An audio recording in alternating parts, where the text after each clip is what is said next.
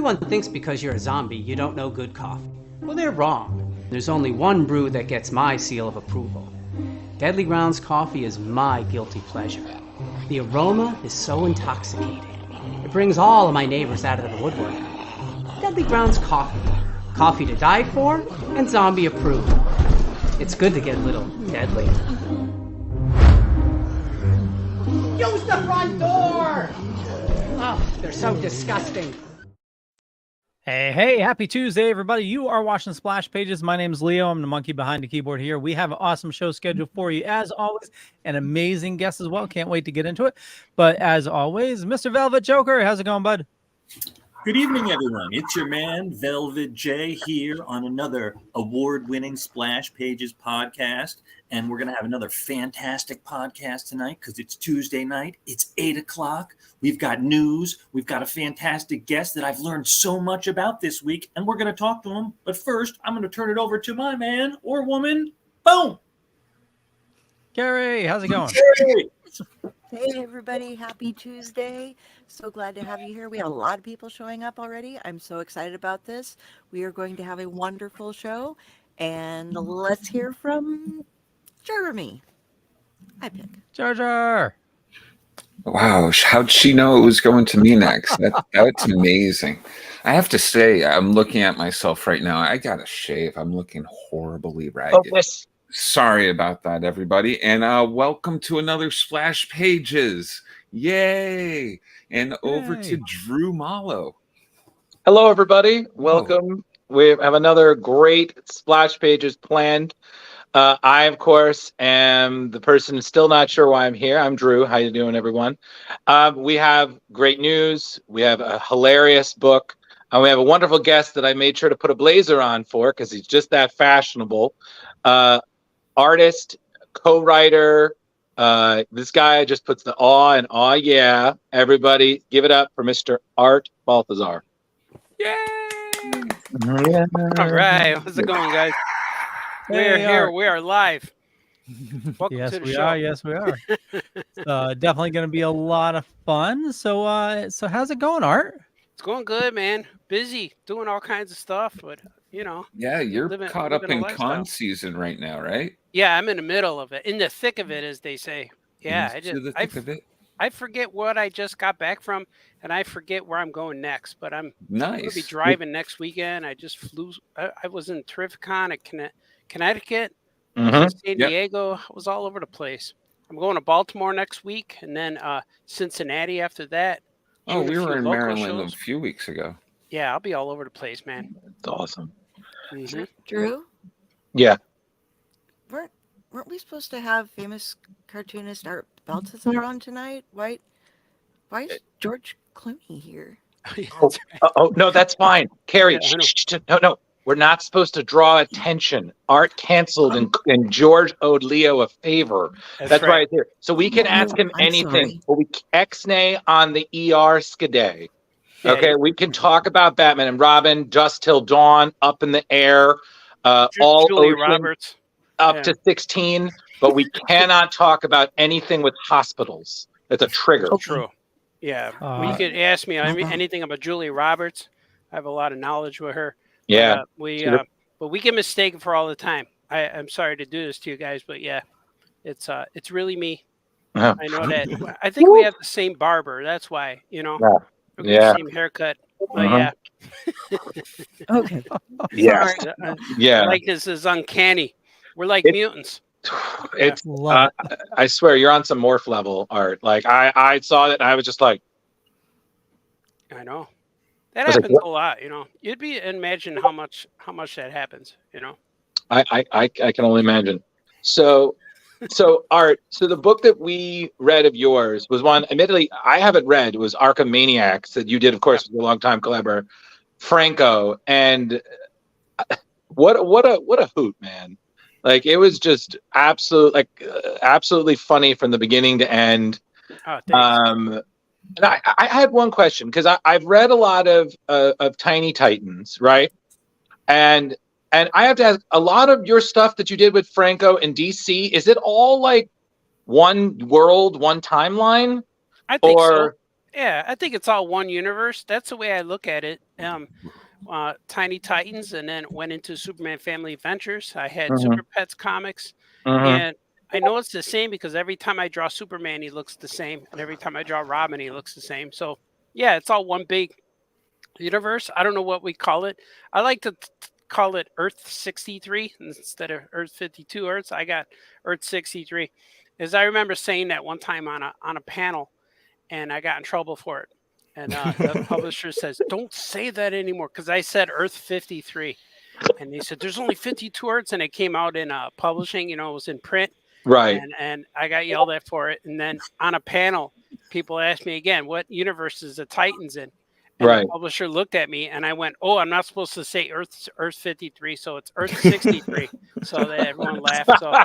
So yeah, so that's where that came from. But I think everything I draw is all in the same universe, and even my own characters interact with some of these guys very subtly. There's these aliens that I created that make an appearance in every book and every universe that I do, and that ties them all together. And they're from my own characters, my own comics universe. But these aliens are in all my books. Even if there's whenever a spaceship shows up, that's who they are. So all my stuff is linked together somehow, some strange way, and only a few fans have pointed it out, but it's all there. So I gotta ask, since we're going right into Archimaniacs, Bruce is already brooding, and his parents are alive and well. Yeah. Well, he's not. Is he no matter what going to be Batman on this Earth? Like, oh, you know, he's destined. But yeah, his parents are alive, and this is what happens before, and before Bruce's demise. But he's in this story. Sour for life. Yeah, he's destined. He has a destiny. But in this story, he's 8 years old.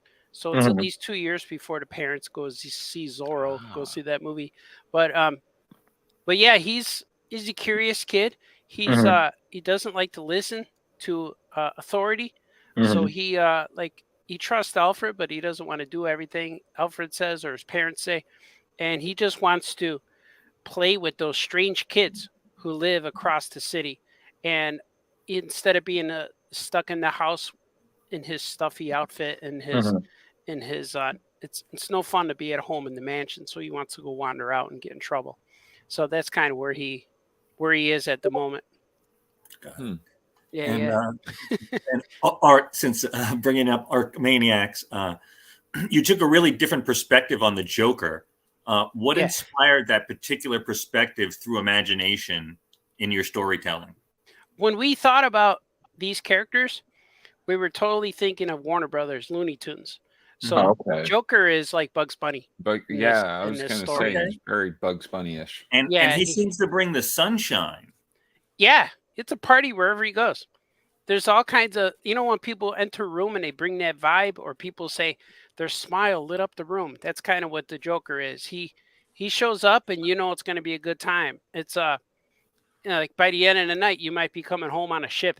Coming in there, here he comes. You want to believe what a night I had, fellas? It's kind of like that. He's just bringing it everywhere he goes. He brings the sunshine, brings the party. Nice. He's ready to go. As a big fan of the character of the Joker, I really like your perspective that he doesn't really see himself as a bad guy. He sees himself, he's having a good time, and he's just doing his thing. That's how all the bad guys are. The bad guys always think they're right. Whether it's a Joker or Lex Luthor or even the Emperor in Star Wars, when he's talking to Anakin in the theater, I'm kind of like, yeah, man, I get it. I want to be a Sith too. Like it sounds better. So when I hear the bad guys talking, and even Lex Luthor talks about how much he hates Superman and how Superman's an alien. Why do we trust him when you have my brilliant mind to trust and he can't get respect? So I'm with the bad guys, and people always say, what lightsaber color would you choose? And I can't, red comes to mind every time. Like, man, red is the right, but I'm like, I know I'm not supposed to be the bad guy, but it makes more sense sometimes, especially when the bad guys, they don't know they're the bad guys. Even Magneto, he doesn't know he's the bad guy either. And I know I'm talking about Marvel guys, but but they're all the same. And Joker doesn't know he's bad. He's just, he likes to watch stuff happen. The Joker likes to watch things happen rather than becoming rich and like he doesn't want to rob a bank. He wants to bother Batman. And like all these other guys, Penguin wants to make money. All Mr. Freeze wants to steal diamonds, but the Joker, he just wants to create madness and chaos and get reaction from people. He's almost like those jackass guys. Like they just want to perform a prank in public and then see what happens. Right. Get a reaction. I know I'm doing a lot of references. I'm No, referencing everything. Art, this is the show to do the references at, buddy. I'm telling you. So, Art, do you want to tell our viewers what the secret of the Joker's head is? Oh yeah, it may not be attached. I'm not sure because I think there might be a few moments in the book where it's not even attached to his body. I'm not sure, but when I draw sketches of him, I always draw his head like a balloon. Like it's floating above his body. It kind of does whatever it wants. And whatever's going on in his head leads the rest of his body. So that's what I always thought about him. But he's such a cool character. He's such like in this one, he's not insane. Like he doesn't want to tear his face off or anything like that. Or he doesn't want to kidnap Vicky Vale. He just wants to wants to show you stuff, you know. He said, "Hey, check this out." Yeah, and that's kind of what I wanted to ask because I was reading it, and this is the first time I ever read it, so I was like, great. And I kind of felt like I kind of wanted to know what you and Franco, like, how do you guys came up with this? Because I saw like the whole thing was like sprinkled with a lot of references, like Bruce's tour through the apartments kind of reminded me of Batman kind of touring Arkham Asylum and in the Arkham book and whatnot. And it was like, again, like, and there are other comic references, one or two I want to kind of address. So how did you guys come up with it? You guys just sitting down and you're just like, hey, let's tell the Arkham story, but let's do it in an apartment. This is it's a long process it took to actually get this out. When we were doing Tiny Titans, early on in the run, we became New York Times bestseller, and then it won an Eisner Award. So my editor asked, "What other ideas do you have? We want to spin off some more of your books." And she actually gave me and Franco the position to art direct like a series of books. So I came up with 4 or 5 new ideas, and I had artists that I reached out to, some of my friends. I was going to write all the stories. Me and Franco would write all the stories, and then I had assign them to artists.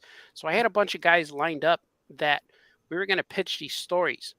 And I had a pitch called The Addams Family. It was the Adam with his family, the Addams family. Right. And then I had one was Archimaniacs, and one was Green Lantern Academy, and one was a Killer Croc series. All these kind of things happen, and like I had Superman, Superboy, and Supergirl. I think it was Super Cousins or something. But we pitched the first idea, or one was Super Pets too. We pitched the first idea, and it got shot down. And so my editor said, "We're not going to show any more of these things because once it gets shut down, we can't pitch it again." So she told me, "Start putting all these ideas into Tiny Titans." So I put an Addams Family story in the Tiny Titans where Bumblebee met them, and then we ended up doing a few Green Lantern crossovers with Jeff Johns was writing with us for one issue, and we introduced the Lantern rings, and then we started putting Killer Croc in the Tiny Titans. He started eating stuff and walking around, and then the penguins were in there. So all these things kind of Archimaniacs kind of organically, is that right? Yeah, it developed from Tiny Titans and became its thing. But I never showed I picked a few of them, like Clayface was in the Tiny Titans, he was in the Squishy Titans, and a Killer Croc. But we had this whole pitch ready for Archimaniacs, and then years went by. Tiny Titans finished, Superman Family came and went, and then I started making Super Pet books. I made like 50 Super Pet books, and then when they went to the young author graphic novels, the DC Zoom, DC Kids, they asked, we had a meeting with DC. We went all the way to Burbank. We sat in the office, and they asked us what I want to do. Well, I said, what characters do you want? And I told them I want Superman. And they said, of course. They said, my editor there said, of course, no one asked for Superman, and I know you'll do a good job with him because you know more about him than we do. I'm like, you're right. I know, live and breathe Superman. So after Superman, the next question was, we always wait for that one question when you're an artist. What else you got? What's next? So the thing I had was, it was funny because like we were at a dinner, and we just met the new editor, the new boss of the DC Kids line. And we're eating dinner, and I remember we weren't too far from the show or from our hotel. It was like 4 blocks away. And my editor said to me, she said, I want to get to know you. So can I walk back to the hotel with you two guys? I'm like, sure. So we walked real slow. It was awesome. And I remember, I don't know, I'm probably making it up. Maybe she took her shoes off or changed shoes or something. But we were walking slow. And I remember I remember her saying her feet was hurt. Sure, she could walk slow. So we're walking like arm in arm, like, oh, we're like the monkeys. Here we come. We're walking down, but real slow. And she starts saying, how did you, like, just the same question, like, how'd you guys meet? Where'd you come up with Tiny Titans? And then it came up, what else you got? And I said, just what I told you. I got this idea called Archimaniacs, where all of the bad guys, instead of being in an insane asylum, they're in an apartment building. And at first I had Batman would come by with Commissioner just to do the checks. He was kind of like the landlord a little bit. Right. Commissioner Gordon would be the landlord, and they would check on these guys. And then when one go escape Batman, I'd bring him back and stuff. But it turned into, let's make Batman a kid, and let's make him, Alfred or Commissioner Gordon, the superintendent of the building. He's like the janitor. So it all just came from that. And by the time we walked from that restaurant to the hotel, it was like pretty much greenlit the series.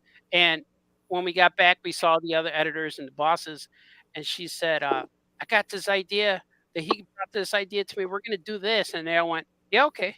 Because I knew all the DC guys. It was like Dan DiDio and Michelle was my editor, and Jan was this early on, Jan Jones. So I got to know everybody, and I consider them all my friends. So it was cool, and that's kind of how it happened. So I know it was a long answer, but that's it, man. No, thank you. That was cool. Awesome. And so I can't wait to do more. Like, I think that's the last thing I've done. We've done one more thing that's coming out. Well, yeah, they announced it. It was Teen Titans Go to the Library, and it's Teen Titans Go characters, the way they look in the Teen Titans Go cartoon. I drew 30 pages in there that I don't want to spoil, but if you know how I draw the Teen Titans, it's going to be like, you're expect my artwork to be expected. It's probably what you think it's going to be. And I get to draw these guys for 30 pages, and it's really cool. And I had Franco, we wrote the story together. He gets the writer credit because they wanted to make the book faster because I had a lot of deadlines. I said, I don't need my name in the writing credit. Just let me draw it. And then it was real cool. But that's the next book. I think it comes out in January or February. Oh, sweet. So that's going to be another YA novel, a little digest kind of one. But yeah, man, it's fun. I love making all of these characters, and anytime I draw them, I always feel like the characters belong to me after a while, and I have to remember that they don't, that's my Bruce Wayne, but it's like, no, it's DC Comics Bruce Wayne, but it's still mine, So it's just so much fun, and it just feels good to be involved with this stuff. And anytime I get approached from any other publisher, they always bring up, can you make them tiny style or itty bitty? And I'm like, and I never mind that. And like, I like it, but I always want to do like a Bruce Timm style superheroes, like adults. That's what Superman Family was like. And we did Superpowers for 6 issues, and that was real cool. Yeah. And I do my own too. Like I just draw all the time. I almost revealed what I'm working on next, but I can't. It's yeah. I almost led to there. That was where I was going. Yeah, I was like, yeah. But like, man, I can't. Like, I almost said something. Yeah. Well, just a little. Oh, no, I was just going to say just a little bit ago, you were talking about references, and the book has a ton of them. Like you have Ace the Bat Hound in there. You have Bob Kane's original, Batman outfit. Any small things that we might have missed for references? Oh, I got two. I saw. There's two that I want to bring up. What you got? Well, there was Bruce Wayne's outfit when he's sneaking out. That's the outfit he wore in Batman Year One. Yeah. Bane quote unquote breaking him, but we really know the breaking of the bat. That's the Nightfall. First thing, Manny being Kirk Langstrom, Man-Bat, aka vampire, which was also hilarious. You mentioned the Monarch Theater in the zine, which I thought was hilarious because Bruce was like, "Can we just stream it? It's a black and white film." And I was like, changing the destiny of Batman. We've seen it a ton of times. I think those were the two that, like, Leo, I wanted to ask because I was like, I reread it right now and I was like, that's his outfit from Year One. Like, that's perfect for sneaking out. I was like, clever girl. And then and there's the other reference when he was feeding the birds and all the robins showed up, and then he goes, "You're gonna get used to seeing them, sir." You're seeing a lot of those. And then Alfred's like, he's like, "What do you mean?" He said, "It's springtime." I'm like, those guys. A lot of robins. You're gonna at least 6 or 7 of them, sir. Yeah, something like that. Yeah, exactly. I was like, I counted 2. I was like, wait a second. I was like, there's a lot of them. It's like, God, there's so many robins. Yeah, we go deep, man. It's so fun to be involved with these guys, and I always tell people that if there was a degree in comic books, I'd probably have a PhD because I've been studying since I'm about 6. I've been studying for like 50 years I'm learning all these characters, and like when they told me at DC, they said, "You know more about Superman than we do." I wasn't shocked. I was like, yeah, I agree. I agree with you. Like, I know where he comes from. I know where he went to school. I know where his parents are. I know what he likes to eat. I know what he feels. I know all these things. And same with Batman and Bruce Wayne and Joker and Alfred and Commissioner, all these guys. And we've all been reading the lore for so much that we've been reading Commissioner Gordon when he had red hair.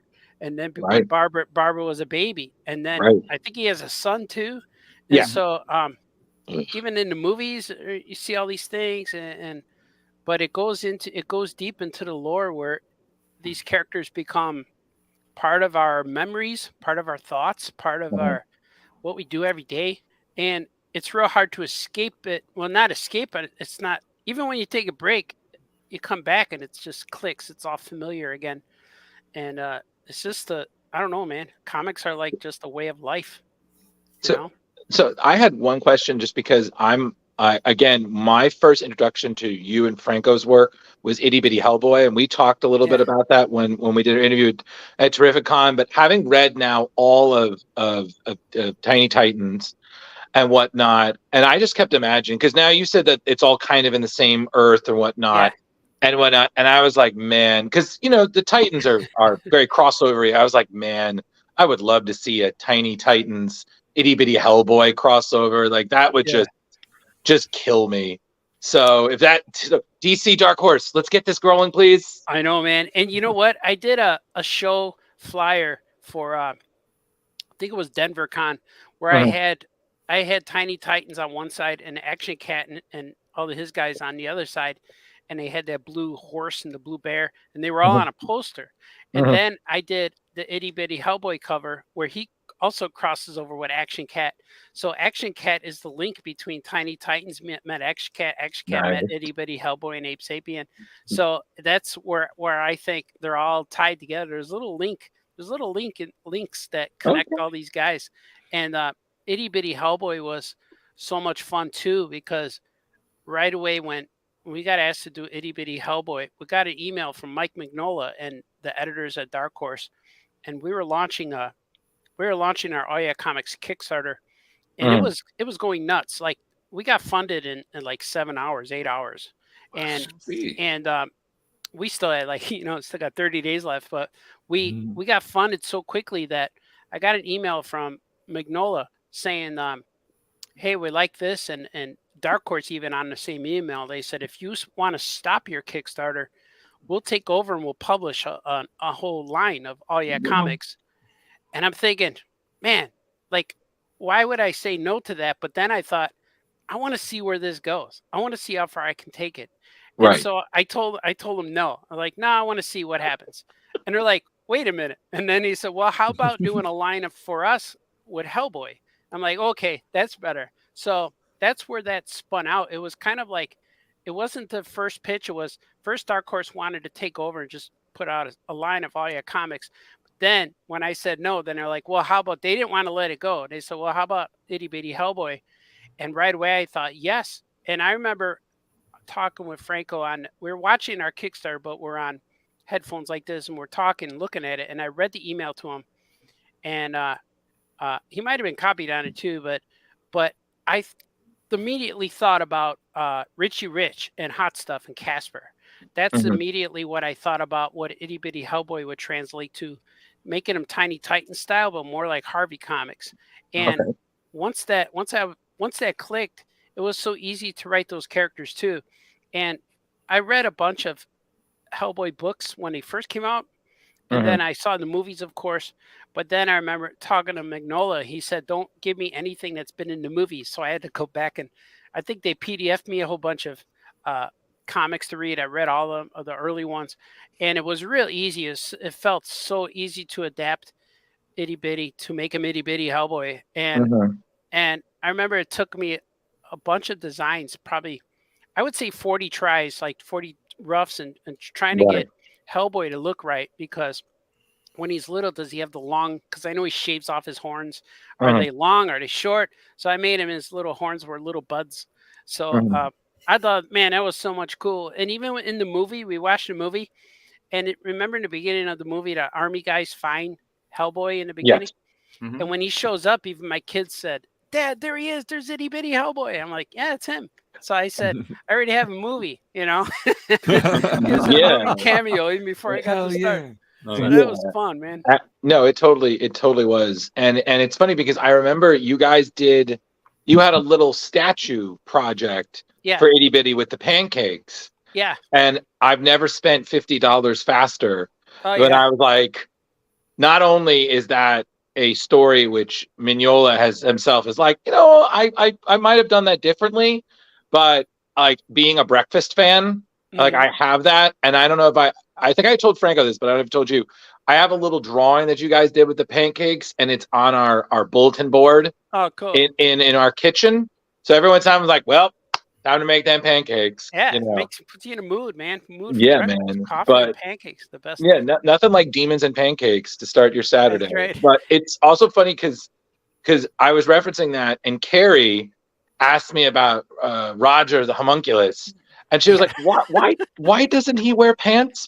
Am I missing something there? And I was like, he's the homunculus. In that world, you got to read the books. I was like, I can't explain this in a TLDR. Like, he has like a belt that has a lock on it or something. Yeah, I forget, it's been a while, but he needs pants. Yeah, exactly, Kari. He's pantsless. This homunculus in the Mignola-verse just evolved beyond pantalones. They're above. Just Donald Duck in it. Oh, 100% ducktail in it, man. Just woo. Just going in. His undies to anybody who walks by. You want some? Here, you need some difference? Have my undies. Oh, Kari, I'm telling you, you read Itty Bitty. You just gotta, when in doubt, just squatch. Just squatch. Yeah, Sasquatch is in there too, right? Yep. Yeah, Every you just book gotta. I do, I always put Sasquatch in a lot of things I do. Yeah. There you go.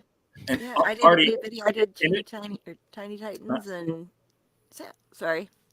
No worries. In addition to being a comic artist and writer, you have turned a childhood toy into kind of a love side hustle. Can you tell us a little bit about that? Oh, my Migos? Yeah. Yeah. I've been collecting the Migo figures since I'm like 4 or 5 years old. I was a little guy. I would get them for Christmas all the time before Star Wars hit. But they're the old vintage 8-inch toys with the cloth capes and boots and stuff. You could take off their clothes and stuff. But I've been collecting those forever. And then, you you grow up, you pack your stuff away, you go to college or get an apartment, and then when I come back to mom's house, or actually I went back and took my stuff from mom's house because I got married and we moved in here and I started setting up all my toys. I got this big basement with shelves and things. I could put my whole collection out, and I started taking out my Migos, and then all of a sudden I go online and look, and I saw that there was this Migo community called the Migo Museum.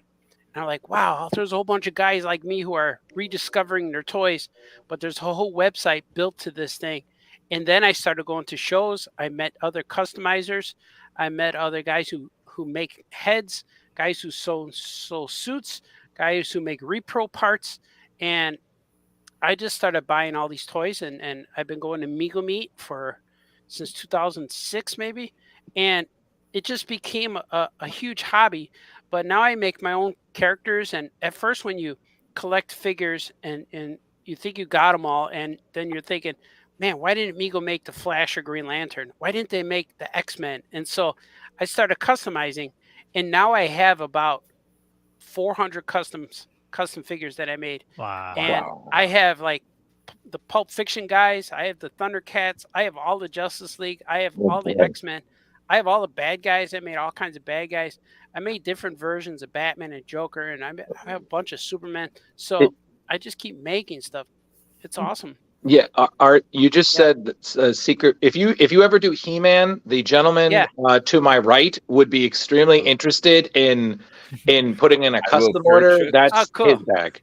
You know what I did? I got a He-Man head that is because He-Man heads were smaller than Migos. They were squishy and they fit on the bodies, but they look like little tiny heads. So I had someone enlarge the head, and I put him on a body. I made him into Thundar the Barbarian. So he has the brown fuzz and he has the sword. Yeah, he looks real cool. I painted him up. Yeah, he looks good. And I'm working on Ukla the Mock, and I'm working on. I have a Princess Ariel. So I have all kinds of guys. I have a Skeletor that I got from a Grim Reaper head. It's just a skull head with a hood, but it looks like Grim Reaper. But I'm looking at it, it's like, this is Skeletor. So I put him on a blue bodysuit. Is there a place where we can see these, Art? They're on I have my website, artbaltazar.com. There's a button for a link to my Migo customs. And they're all there. There's a whole bunch of them on writing it down. Yes. Yeah, I was about to say that's let me drop that down. Yeah, that's my home. That's like where you find everything. Go to my name, artbaltazar.com, and you'll see all my work, my custom Migos, my store page where you could buy my comics. You see my videos. Everything's on there. That's like my landing page, my launch pad. You could go on there and look around. You'll see links to everywhere, everything I do online, and I'm much cooler online than I am. Oh, go ahead. Do you have like a studio you built these in? Yeah, I have an art studio in my house. My art studio is Electric Milk Comics, Electric Milk Creations, and I have a studio as big as my house. It's the whole basement. So I have the water heater and the washer and dryer, but that's behind me here. But then I have a lot of space down here. And I remember when I was working with DC Comics, and I incorporated that's my stuff. I incorporated my art studio. And so I had the official government guy come in my house, and he said, I'm here to make sure that there's an incorporation at this address. I'm like, yeah. So he walked in, and we're walking in my kitchen, my living room, and he says, you work here? I'm like, yeah. Well, I live in this spot, but let me take you to downstairs. And we came down here, and he saw the computers. I had like a big computer set up. I have 3 art tables. I have easels. I have paint. I have shelves with action figures and toys and comics all over the place, posters, and just the floor is covered with paint. And he said, oh, I see. You work here. It's like, yeah, if I choose to, I don't have to leave the house. All I need down here is a refrigerator, and then I'm good.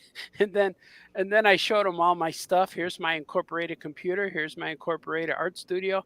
And then I said, here's my incorporated laundry room. And he went, okay. And so he gets it. Yeah. So it's pretty funny. And but yeah, these are all my figures. I make all these in my house. I do this as a side hobby, I guess. But I also make custom action figures and put them on eBay now and then. No kidding. I made some customs called the Migor, the Jungle Chief Migor. So he was up there, and I like to make guys that are original. I create my own, and but I find myself going into having too many Supermans or Batman, and so I might put up some Batman and Superman customs up there. But I have I'm working on some Flash Gordon customs. I have a regular guy series because I have a bunch of heads that are just regular guys and a bunch of extra clothes, and then I'm just going to put out as a regular guy series. So What do you do? So just real quick, I just want to let everybody know that's watching.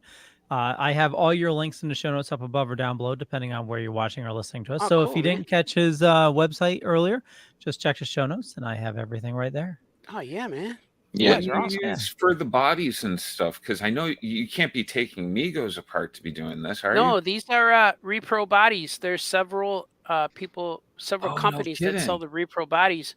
I buy a lot of stuff from Figures Toy Company or Classic TV Toys, and then I buy stuff from, there was a company named Zika that would sell a bunch of bodies. There's Dr. Migo sells bodies. So there's at least 3 sources. On Figures or Classic TV Toys, they have a Type S body, which is like, I think is the best body in the business. I never broke one. And so, man, I have a ton of stuff. And I just did an ad, a comic book ad for Figures Toy Company. And they asked me how much do I want for it? Like they wanted to pay me. And I told them to give me $500 worth of bodies. And so I had this giant box showed up in my house. So I have like at least 150 bodies that I have waiting to get put heads and costumes on. So, man, I love doing this so much, and I wish I had more time. And usually I have like a free for all Friday or free for all Saturday because normally Friday night the emails stop coming in from editors, and me working vampire hours now, like my emails stop in the morning, but my morning could be like 8 o'clock in the evening. You know, it feels like lunchtime to me. But so after that, around midnight or so, midnight to 6 a.m., I just sit and paint heads and put suits and paint stuff and work on packaging. And so it's really fun. And I do a lot of customs that are just for me, one of a kind. But I'm going to start making a series of bodies and series of figures. And it seems like I release like 10 at a time. I can make 10 where I'm comfortable. And people say, well, that's not a lot. I said, but if I try to make 20, it's like, it's going to take me 6 more months. So I'm like, because I individually paint each head, and I always paint something on the body or give them some kind of weird accessory. Like my last Migor figure, I actually gave him a real stick. I went outside to find sticks that might fit in his hand, and I painted him orange, and it was his staff in the book in the package. Yeah. So it was pretty fun. So I put those up there, and the last time I put them up for eBay, it was an eBay auction. They were all gone within the first like 10 hours. They're all gone, and I was like, I was amazed, blown away at that. And I know the Amigo community is tight. It's not very big. There's a tight group of guys, and especially the custom Amigo community is even tighter. So people who love customs, I bought a few customs from people in the past, and normally, but a lot of times I look at the custom and thinking, I think I can make that, and if I make it, I'll make it different. But once in a while, spontaneous, I'll buy one. Like one of my friends made a Kingpin, and he printed the suit, and he had a head, and it was on a fat body, and it was like, I need that. And he had the staff had a little diamond on it. I'm like, man, that's a lot of work. So I bought that. I have a few customs. I have a Johnny from Fantastic Four, the Human Torch, Johnny. Yeah, it's Johnny Storm, right? Yeah, you're right. I thought Johnny Storm. Oh, I was thinking Johnny Blaze. Yeah, Johnny Storm. Man, those are cool last names, Storm and Blaze. Right. You know, maybe Johnny Winter, Johnny Freeze. My Method Man took one of them on. You seem so excited. You've got comics, toys. Yeah.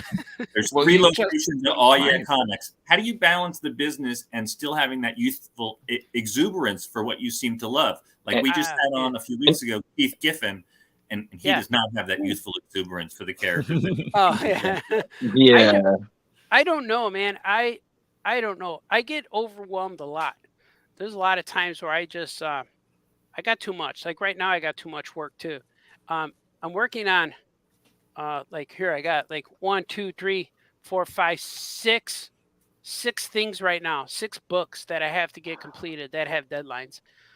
Two are big things that I can't even talk about yet, but the others, like I'm working with AEW wrestling. I'm working with uh man, what can't I talk about? I can't. Let me see. I'm working on with paper cuts. I'm working a lot. My creator own book called Yogs. Book 1 just came out in August. I'm working on book 2 and book 3 right now. Cool. And so Yogs book 2 and the AEW wrestling, I'm currently penciling them and inking them and lettering them, and my other 2 secret projects. But it's like I think of all these things and I try to break it down using math, which artists aren't real good at math, but you discover how good you are at math. Like I'll take each page and I'll like, okay, if I do a page of everything, if 1 page of each project a day, in 30 days, I could have 30 pages of each thing done. That's like my mentality. So in 30 days, I could have like 90 pages done or 120 pages done or something like that. Right. Sometimes it works, but other times I just wear myself down. Or if I ink 1 page, I'll be in a rhythm and I'll do like 3 or 4 pages of the same project. So that kind of like the balance. But then most of the time, the balance is when I don't have to go anywhere, I tell my wife and the kids, I just say, all right, I got this deadline. I'm going to let myself slip into vampire mode and I'm going to lose connection with all you guys for a little bit. And like, I work at home, I see everybody, but like my breakfast turns into their dinner. And so like we overlap and I'm going to bed when my wife's leaving. Like she said goodbye to me today and I'm still working. And she told me before she went to work, she said, I think it's time you should go to bed now. And that's the one thing I forget is I don't have a sense of feeling of time. Like, and normally, what 2 o'clock in the afternoon feels like. You need a coffee, or like 5 o'clock, you're hungry for dinner, or 8 in the morning, your breakfast. Well, me, I don't know. Like 8 in the afternoon or 8 in the evening feels like, I don't know what it feels like. I don't know what noon feels like. Noon, I'm usually I've been sleeping for an hour. So it's kind of like the balance is I wake up and go. I wake up, have coffee, I sit down, and I just plow through this thing until I physically can't do it. And then I'll lay down and then I'll get up again. But not only like comics, but I own co-owner of 3 stores with my friends for All Yeah Comics. So I try to show up there on Mondays and Tuesdays. That's difficult sometimes. I run my online store. I ship out packages all the time. I make music. I make real bad music, but it's fun. I make songs. I record stuff. So like I squeeze all this time. So like there's never a moment where I'm just sitting watching TV on the couch. I know I never have that. And if I'm watching anything, it's on this other computer while I'm working. I just stream, or a lot of times I'll just listen to live streams, like live shows. All my friends do live Zoom calls and stuff. I'll listen to all that stuff instead of watching Disney Plus or something. Like I watched that Ahsoka show and I actually had to take time out. Like I said, all right, I got 2 hours. I'm going to sit and watch it. And that kind of messes up my viewing enjoyment because I'm waiting for something to happen, or I'm waiting to be done so I can move on. And I need to watch that again because I don't know if I liked it, but that kind of stuff happens. Like, man, I know the show was better, but I wasn't into it, because I'm thinking I should be drawing now. And I chose the wrong time to watch the show. I probably watched it the day it came out, but I'm like, I had my sketchbook on my lap, so I wasn't ready. So, but like stuff like that. And I don't know how it balances. I just get in the groove and keep going. And I sleep when I'm tired and I wake up when I'm done. And I easily turn into this weird guy, like this weird train of thought. Like if I think it's Tuesday. Yeah, it is Tuesday. I wasn't going to say it like he's pretending. No, I know it's Tuesday, but I've been working constantly since like last Friday. So it's the next day to me. And I know it's Tuesday because, the world, it's on my calendar on my phone. But Fair enough. I don't have a weekend. I don't take a break. When I go to I was at Terrificon. I think that was the last show I was at, and that was my break. Or I was with I went to PowerCon. I went to a toy show.